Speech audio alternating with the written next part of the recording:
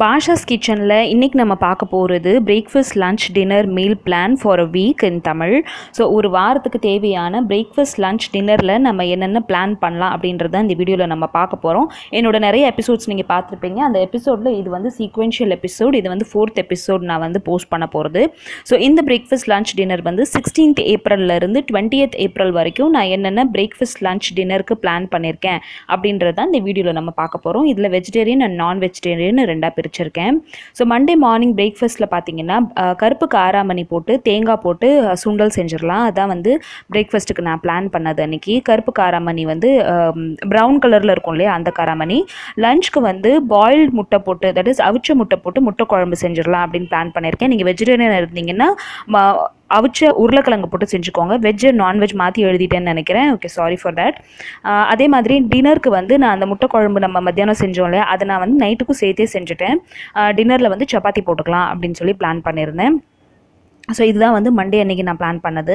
Tuesday அன்றைக்கி என்ன plan பண்ணேன் அப்படின்னா, மண்டே நைட் வந்து சப்பாத்தி போட்டது எனக்கு லெஃப்ட் ஓவர் இருந்தது. ஸோ அதுதான் நான் வந்து மார்னிங்க்கு லெஃப்ட் ஓவர் சப்பாத்தி வச்சு போகா பண்ணியிருந்தேன். இந்த வீடியோ தான் நான் வந்து நேற்று போஸ்ட் பண்ணியிருக்கேன். ஸோ அதோட லிங்க் கீழே கொடுக்குறேன், நீங்கள் பாருங்கள்.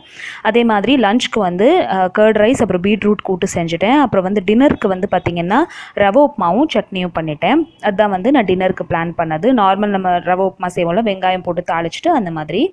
வெனஸ்டே மார்னிங் பிரேக்ஃபாஸ்ட்டுக்கு பார்த்தீங்கன்னா, தட் இஸ் இன்றைக்கி காலையில் வந்து நான் ராகியும் முருங்கைக்கீரையும் போட்டு அடை செஞ்சுட்டேன். இது வந்து இன்ஸ்டண்ட்டாக செஞ்சிடலாம். நம்ம இது வந்து ஃபர்மெண்ட் பண்ண வேண்டிய அவசியம் இல்லை. ராகி மாவு வீட்டில் இருந்துச்சுன்னா போதும்.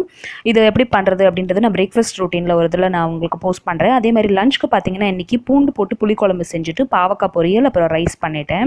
டின்னருக்கு வந்து கருப்பு சுண்டல் கிரேவியும் சப்பாத்தியும் பண்ணலாம் அப்படின்னு பிளான் பண்ணியிருந்தேன். ஸோ வந்து நான் மாவு லேட்டாக அரைச்சேன் அப்படின்றதுனால 3 நாள் கொஞ்சம் வந்து இட்லி தோசை கொஞ்சம் லேட்டாக தான் இதில் வந்து நான் போட்டிருக்கேன்.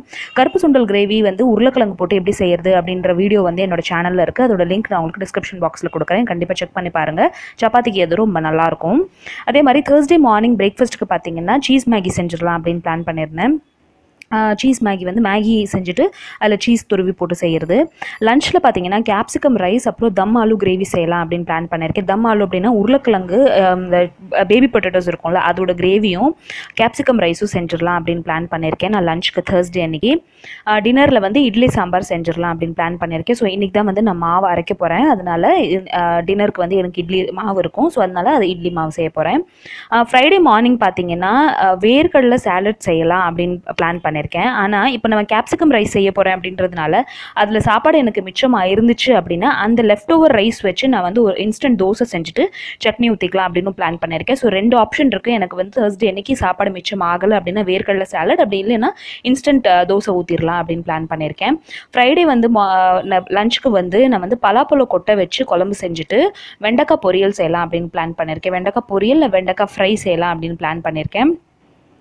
அதே மாதிரி அன்றைக்கி நைட்டு வந்து ஆலு பூரி செஞ்சுட்டு ரைத்தா செஞ்சுக்கலாம் அப்படின்னு பிளான் பண்ணியிருக்கேன். ஏற்கனவே நீங்கள் பாலக் பூரி வந்து நான் சொல்லியிருப்பேன். ஸோ அந்த வீடியோவும் நான் இன்னும் போஸ்ட் பண்ணலை. இந்த ஆலு பூரி அண்ட் பாலக் பூரி ரெண்டும் சேர்த்து நான் ஒரே வீடியோவில் போஸ்ட் பண்ணுறேன் உங்களுக்காக.